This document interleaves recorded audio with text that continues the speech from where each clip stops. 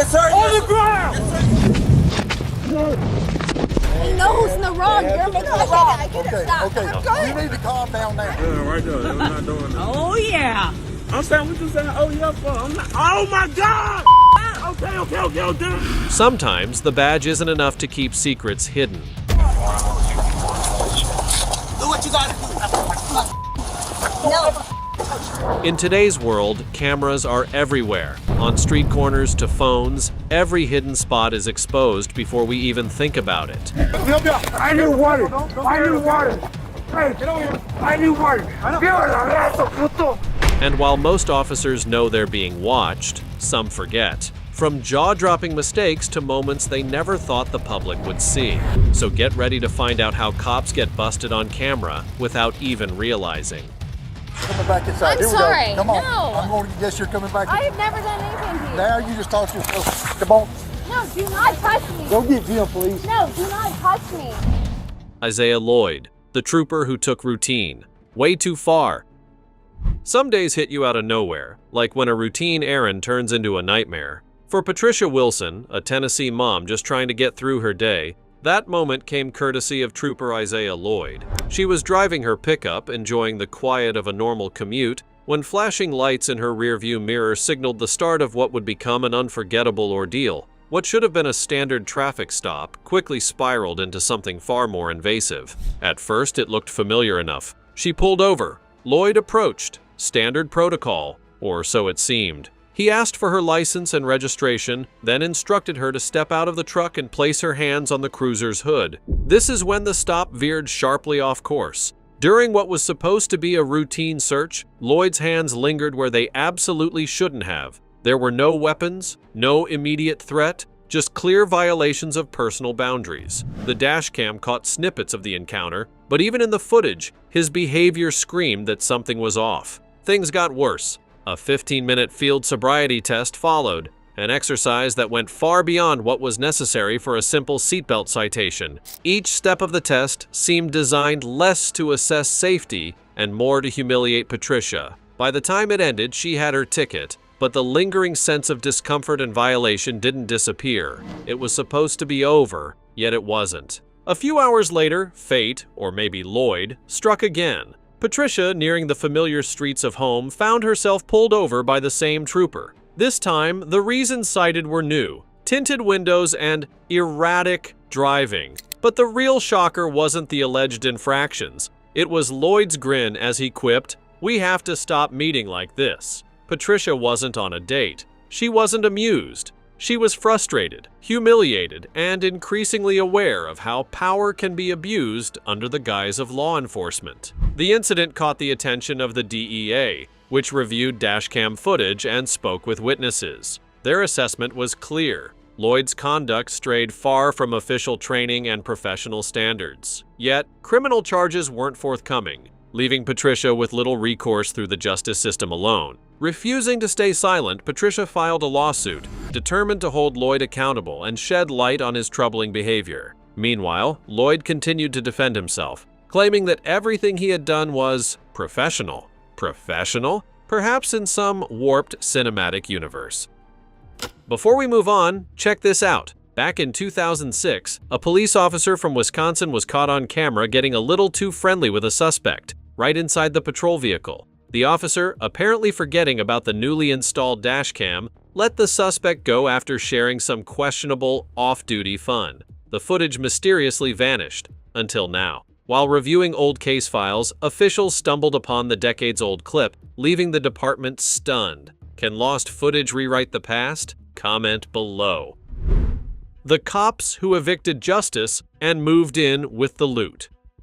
This story takes us deep into East Texas, where a routine eviction spiraled into something straight out of a crime drama, complete with uniformed burglars caught on camera. In Tyler, Texas, 3 law enforcement officers, Constable Curtis Trailer Harris, yes, Trailer was really his name, along with deputies LaQuenda Banks and Derek Holman, turned what should have been a standard eviction into a shocking looting spree. What was supposed to be a day enforcing the law became a day violating it in the most blatant way possible. On October 18th, the trio arrived at a residence to carry out what everyone assumed would be an ordinary eviction. Instead, the officers treated the homeowner's property as if it were a personal shopping spree at their favorite pawn shop. No hesitation, no concern for legality. What unfolded was a calculated grab of anything they found valuable, or at least anything they found interesting. Watches, sunglasses, makeup, ammunition, and even a safe filled with antique coins, military medals, a diploma, and a social security card all vanished into the pockets of the three officers. In total, the stolen items were valued at over $750. That wasn't a minor lapse in judgment. It was a full-fledged heist, executed in plain sight. Bullets. Yeah, sheriff's office. Some more money. What makes this case even more striking is the brazen attempt at covering it up. Traylor Harris ordered the team to turn off their body cameras, an obvious attempt to erase evidence. But in a twist of fate, or perhaps sheer incompetence, Deputy Banks either ignored the order or fumbled with the button, leaving her camera running. That footage would prove pivotal. It caught Harris casually holding a watch box and directing Banks to grab it. It also captured moments of them playing with stolen cash, laughing as though they were immune to consequences. The camera didn't lie, and investigators had a front-row seat to the violation of trust. When the footage went public, the weight of their actions became undeniable. Harris, Banks, and Holman faced serious charges: official oppression, theft, and abuse of power. Their initial denials crumbled under the clear evidence. Statements made in bold defiance were no match for a body cam that documented every incriminating move. The fallout extended far beyond legal repercussions. The community, which relies on officers to protect and serve, found itself betrayed in the starkest terms. The three badges, symbols of authority and trust, were revealed to be nothing more than props in a real-life crime scene. Residents of Tyler watched, shocked and disillusioned, as those entrusted with upholding the law became the perpetrators of a clear abuse of power. Sergeant Christopher Pulius, when the cop needed policing.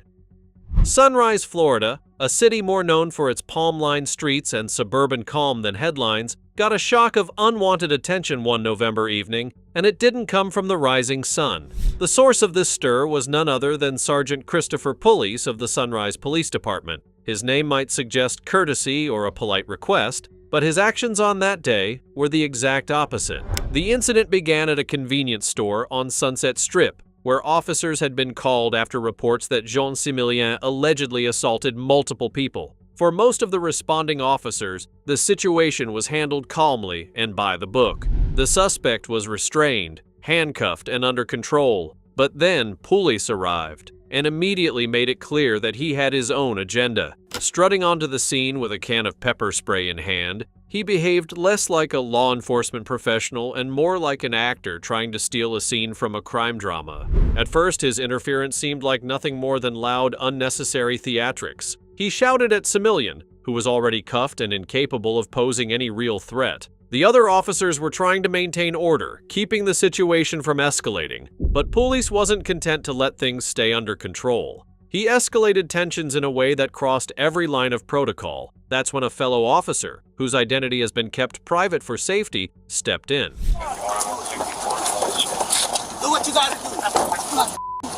No. She tried to intervene, grabbing Pulice by the belt in an effort to calm him down and prevent him from making the situation worse. It was a clear display of courage and professionalism, the kind that reminds everyone why law enforcement exists: to protect and serve. Instead of appreciating the help, Pulice reacted violently. He turned on the officer, grabbing her by the throat and shoving her backward. The assault happened in plain view of other officers and was captured in excruciating detail on body-worn cameras. The footage didn't just leak, it went viral. Public outrage was immediate and intense. Sunrise Police Department, an agency usually concerned with community trust and local safety, suddenly found itself in the middle of a massive PR nightmare. Police's actions sparked widespread condemnation, not just from residents, but also from colleagues who recognized the violation of trust and protocol. The department acted swiftly. Pulice was stripped of his supervisory duties while a formal investigation was launched. The story, while alarming, carries a silver lining.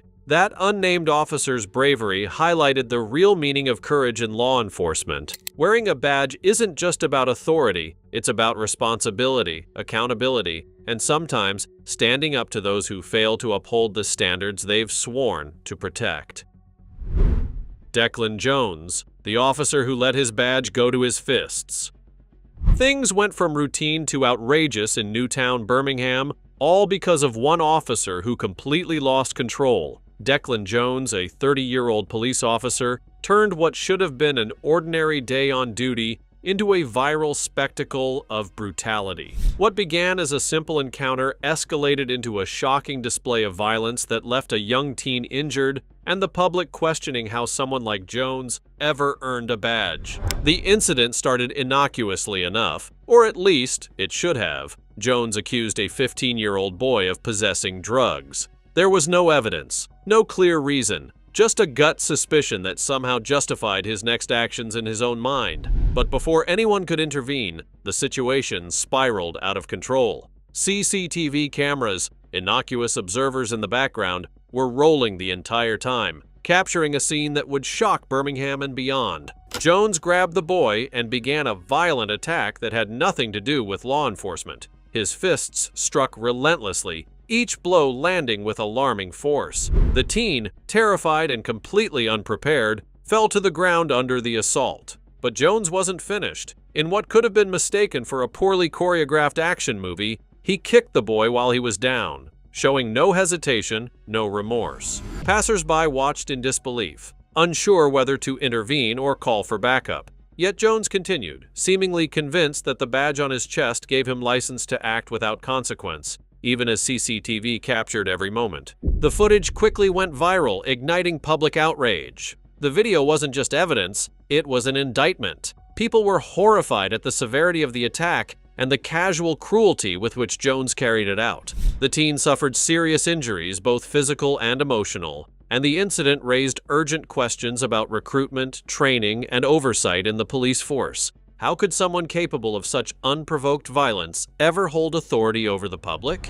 When the case reached court, the room was packed. Prosecutors barely needed to speak. The video did all the talking. Experts analyzed every frame, breaking down the attack like a sports replay, showing exactly how the teen had been overwhelmed and injured. Witnesses corroborated what everyone had seen. Jones had abandoned any pretense of law enforcement and instead wielded his badge as a weapon. In the end, the judge didn't accept excuses or flimsy defenses. Declan Jones was found guilty of assault, a verdict that reverberated far beyond the courtroom. One reckless officer who once symbolized authority and protection had become the very example of abuse of power. His badge, meant to uphold justice, had been reduced to a tool of intimidation and violence.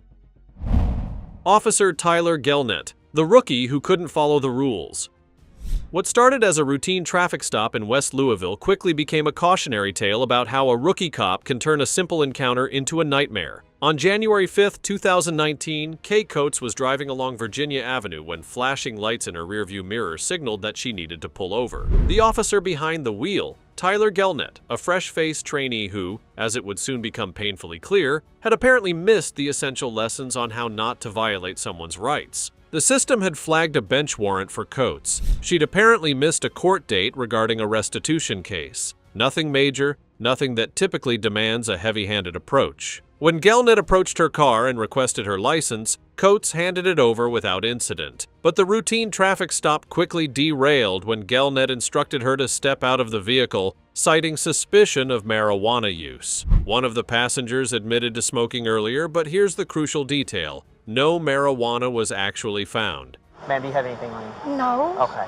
Can you do me a favor? Just hang tight right here, okay? Can I just show the door? Yeah. And this is when the situation took a disturbing turn. Gelnet's body cam captured the events, but what it revealed was far from standard procedure. According to Coates' lawsuit, the officer's search quickly crossed all professional boundaries, with his hands allegedly moving to areas they absolutely had no right to touch, between her legs. Another officer present immediately recognized the misconduct and instructed Gelnet to move Coates to the back of the patrol car. Most reasonable people would assume this intervention would stop him, but Gelnet allegedly ignored the warning and continued, grabbing Coates from behind in a manner that escalated the violation. It wasn't until a senior officer stepped in that the situation was finally halted. The body cam footage left little doubt. Coates was visibly shaken, traumatized by the encounter with someone sworn to protect her. And as if the situation couldn't get more absurd, the same officer who intervened later told Coates and her passenger that Gelnet was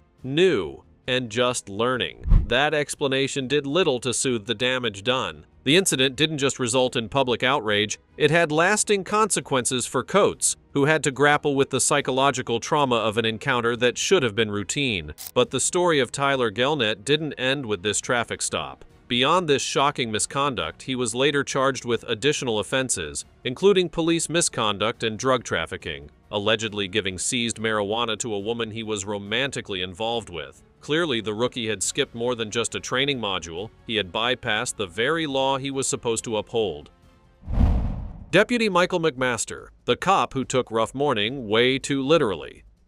Sunrises in Paulding County, Georgia, are usually calm, quiet affairs. Birds chirp, neighbors grab their coffee, and the world wakes up at its own pace. That peace was shattered one morning around 6 o'clock by a call about a potential car break-in in the Evans Mill neighborhood. Enter Deputy Michael McMaster, whose early shift was about to turn routine policing into a public relations nightmare. McMaster arrived on the scene ready to assert authority, scanning the area for anyone suspicious. That's when he spotted 30-year-old Tyler Canaris, a man walking down the street with a backpack, simply minding his own business. According to McMaster, Tyler matched the description from the call, an extremely vague description that basically amounted to guy with a bag. Tyler, on the other hand, was just heading to work, completely unaware that his day was about to take a traumatic turn. Dashcam footage captures the encounter in chilling detail. McMaster orders Tyler to drop the bag and put his hands behind his back. Tyler, visibly confused, asks what's happening and explains that he's on his way to his job. A reasonable conversation might have cleared up the misunderstanding, but McMaster apparently had other plans. Instead of a calm approach or even a basic frisk, he decided it was time for what can only be described as body slam o'clock. In a shocking display of aggression, McMaster threw Tyler to the ground with such force that it resembled a scene straight out of a wrestling match.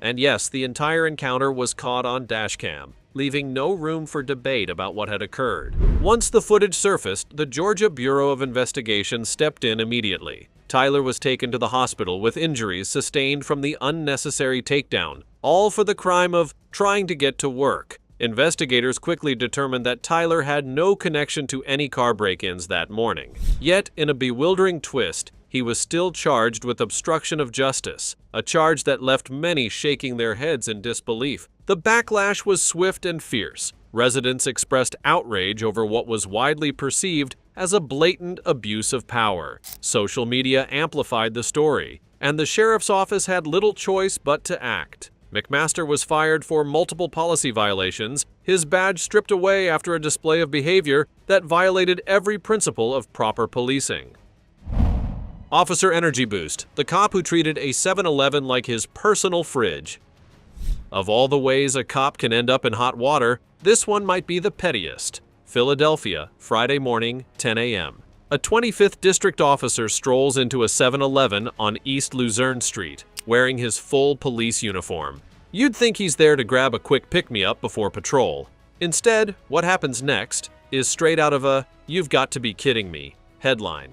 Surveillance video shows him eyeing the cooler, sliding open the glass, and pulling out a 12-ounce Celsius Kiwi Guava energy drink. Price tag, $2.49 plus tax. What does he do? Not head for the counter. Nope. He marches right past the register and out the door, as if the badge on his chest somehow doubled as a coupon. The store clerk is stunned. He alerts the owner's wife, Aicha Chajai, who at first thinks maybe the officer just forgot to pay. But as she and her husband run outside to flag him down, the officer drives away, ignoring them completely. He just took off, recalls owner Makbul Kokar, who admitted he'd always been a supporter of Philadelphia police, making the betrayal sting even more. Instead of brushing it off, Kokar contacted a police officer he knew personally, showing him the footage. The friend was floored. Within hours, supervisors were looped in, and an official report was in motion.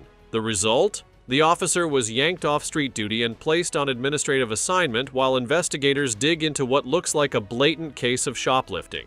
The irony here is brutal. Kokar points out that his store has been drowning in thefts and robberies, relying on law enforcement for protection. To see an officer join the list of offenders left him speechless. As he put it, law enforcement is supposed to protect us, not take from us. To their credit, other officers have since stopped by to apologize to Kokar, distancing themselves from the embarrassing scandal. But one question lingers. How does a trained cop risk his career, his reputation, and possibly his freedom over a can of Kiwi Guava energy drink? Sometimes the price of bad judgment is way higher than the price tag on the item. Chief Timothy Escola and Officer Janine England. Love on duty. In a quiet town in Ohio, an incident unfolded that left the community shocked, embarrassed, and questioning the integrity of its police force. It all began with what should have been a routine duty. Chief Timothy Escola and Officer Janine England were transporting a robbery suspect in the backseat of a police cruiser. Their job was clear: maintain professionalism, ensure the suspect's safety, and uphold the law. But what happened instead was captured on the cruiser's dashboard camera, leaving little room for plausible deniability. The dashcam footage revealed a scenario that had nothing to do with law enforcement. Chief Escola and Officer England were caught in a series of intimate gestures, kissing, snuggling, and caressing each other as if they were in a romantic comedy, rather than performing an important job in a public service role. The backseat of a police cruiser had become a private stage for behavior that was unprofessional, inappropriate, and shocking to anyone who understood the responsibilities entrusted to officers. When the video surfaced, outrage spread quickly through the community. Residents, already placing trust in those sworn to protect and serve, felt betrayed. Social media erupted with criticism, and local news outlets covered the story extensively. Calls for both officers to be fired were loud and persistent, reflecting widespread frustration and disbelief. The situation highlighted how quickly public confidence can erode when authority figures display conduct so clearly inconsistent with their duties. Yet the fallout was far from equal. Chief Escola quietly retired, walking away with his full benefits intact. His departure was smooth, almost unnoticed by many outside the department, leaving a lingering sense that accountability had taken a back seat. Officer England, on the other hand, faced the full consequences. She attempted to resign, owning up to her actions, but instead was officially terminated. This stark contrast raised immediate questions about fairness and the potential influence of gender bias in how disciplinary actions were applied. Feeling wronged, England took her case to the Equal Employment Opportunity Commission. After a year-long investigation, the EEOC ruled in her favor. It turned out that her forced termination wasn't solely due to the dashcam incident, it was also influenced by discriminatory factors related to her being a woman. The ruling validated her claims and exposed a troubling double standard in the department's handling of professional misconduct, forcing the public and the department itself to confront uncomfortable truths about power, authority, and gender. This controversial chapter in Ohio's police history became more than just a story of workplace romance gone wrong. Officer Austin Hopp, when caring went out the window. There are moments when the news leaves you stunned, shaking your head in disbelief, and the case of Karen Garner was exactly one of those moments. On June 26, 2020, a 73-year-old woman living with dementia became the center of a police scandal that would draw national attention and outrage. What should have been a minor misunderstanding turned into a horrifying display of excessive force, negligence, and cruelty that shocked not just Loveland, Colorado, but the entire country. It all began with an accusation that Karen had tried to leave Walmart with approximately $14 worth of merchandise. When confronted by store security, she immediately returned the items. That should have been the end of it. Simple, resolved, no harm done. But that was before Officer Austin Hopp entered the picture. Body camera footage shows Karen walking along the roadside, carrying some wildflowers she had picked. A harmless, innocent action. Hopp ordered her to stop. And in her confusion and fear, Karen hesitated. Instead of responding with patience or compassion, Hopp escalated the situation with shocking aggression. Without warning, he slammed Karen to the ground with far more force than the situation required. This wasn't just an arrest, it was a brutal overreaction, an assault on someone already vulnerable due to age and cognitive impairment. Officer Daria Jalali then joined in, helping to shove Karen into the patrol car. The result was catastrophic: a dislocated shoulder, a fractured arm, and a sprained wrist. But the physical injuries were only part of the story. Karen was left in a cell for 6 hours, ignored and untreated, suffering from her injuries with no medical care or attention. The body cam footage revealed an unimaginable lack of empathy, capturing her confusion, pain, and terror in excruciating detail. Even more shocking, when Hop and other officers later watched the footage of the arrest, they reportedly laughed and joked about the entire incident, treating Karen's suffering as a source of amusement. The callousness displayed in that moment highlighted a profound disregard for human dignity and decency. Public outrage was immediate and fierce. Citizens demanded accountability, and the case quickly gained national attention, sparking discussions about police reform, the treatment of elderly citizens, and the dangers of unchecked authority. Legal consequences followed. Austin Hop was charged and ultimately sentenced to 5 years in prison for his actions, a rare example of criminal accountability for police misconduct. In addition, the city of Loveland settled with Karen's family, paying $3 million in damages, acknowledging the severity of what had occurred. Officer Dana Elmore, when shock therapy went way too far. Sometimes a simple flat tire can turn into a shocking ordeal, literally. In Alabama, Officer Dana Elmore took things a bit too far when he was caught on camera zapping a handcuffed man named Micah Washington with a stun gun. It started like any regular day. Micah and 2 friends were busy changing a flat tire on the side of the road. Along comes Officer Elmore. What exactly sparked the trouble isn't crystal clear, but before you know it, Micah is cuffed and the drama unfolds. Then the video drops, and oh boy, it's hard to watch. Elmore repeatedly shocks Washington with a stun gun while he's already handcuffed and helpless. The officer's words? Let's just say they were not exactly polite. "You want another one?" he asks before delivering more electric pain, with insults thrown in for good measure. The footage blew up online, stirring outrage everywhere. People demanded Elmore's head on a platter, saying no cop should ever treat someone like that, especially not a handcuffed man. The police chief and mayor had no choice but to speak up. They placed Elmore on administrative leave, the usual move, and promised a full investigation. The case was handed over to the Alabama State Bureau of Investigation with a serious look into what went down. This one definitely sent a loud message. Abusing power and shocking someone who's already in handcuffs? Totally unacceptable. Marco Burke, when Integrity Test turned into a comedy of errors. Marco Burke started his gig at Middle Tennessee State University as the guy you'd want watching your back, keeping students and staff safe, patrolling the grounds, and handling whatever came his way. The kind of officer who was supposed to be a campus hero. But things got a little messy. Rumors began swirling that Burke wasn't exactly playing by the rules. So Police Chief Buddy Pester decided to roll out a sneaky little integrity test. Basically, a bait car filled with cash and pills just waiting to catch someone with sticky fingers. Burke was sent to check out the abandoned ride, completely clueless it was a setup.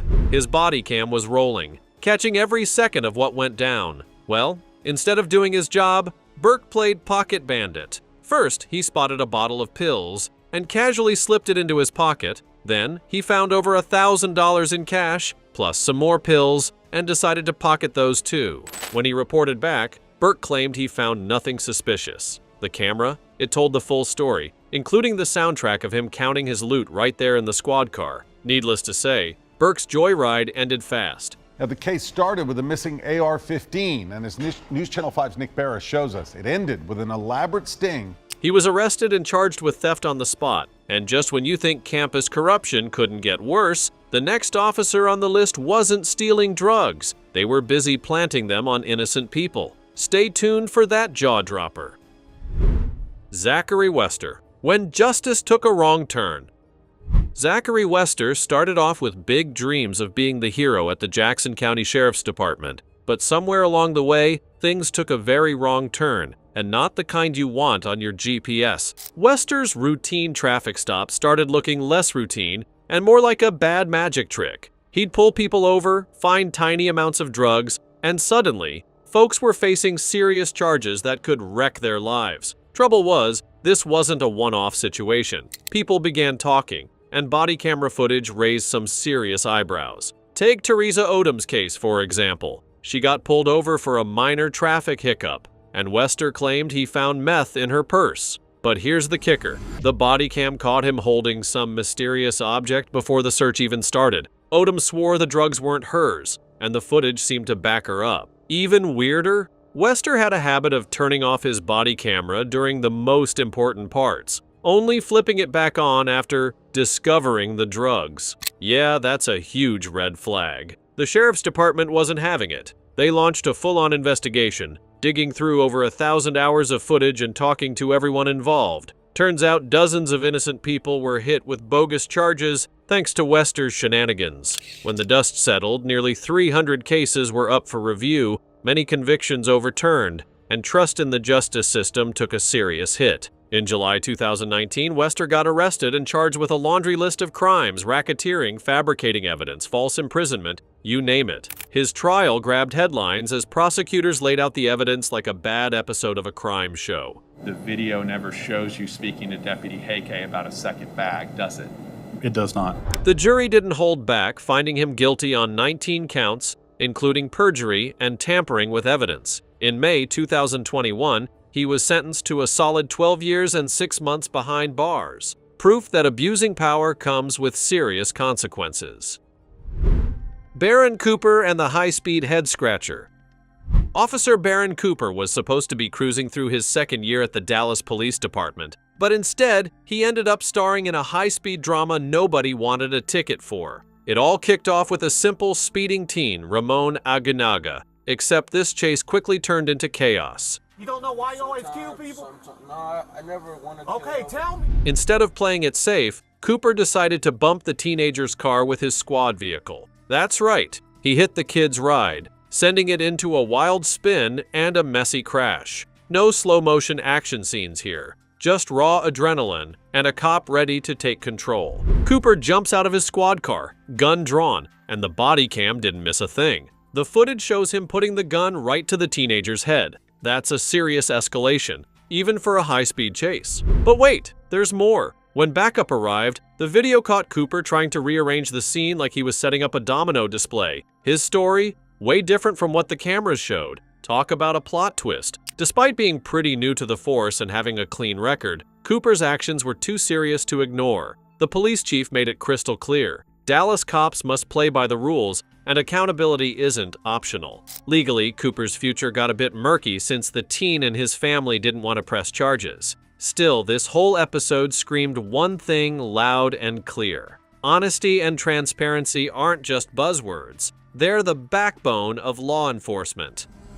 And there you have it, moments when the badge wasn't enough to hide the truth. If you were amazed, stunned, or even laughed out loud, hit that like button, share it with your friends, and drop a comment telling us which moment shocked you the most. Don't forget to subscribe and ring the bell so you never miss more jaw-dropping, real-life footage. Because in today's world, you never really know who's watching and what they're seeing.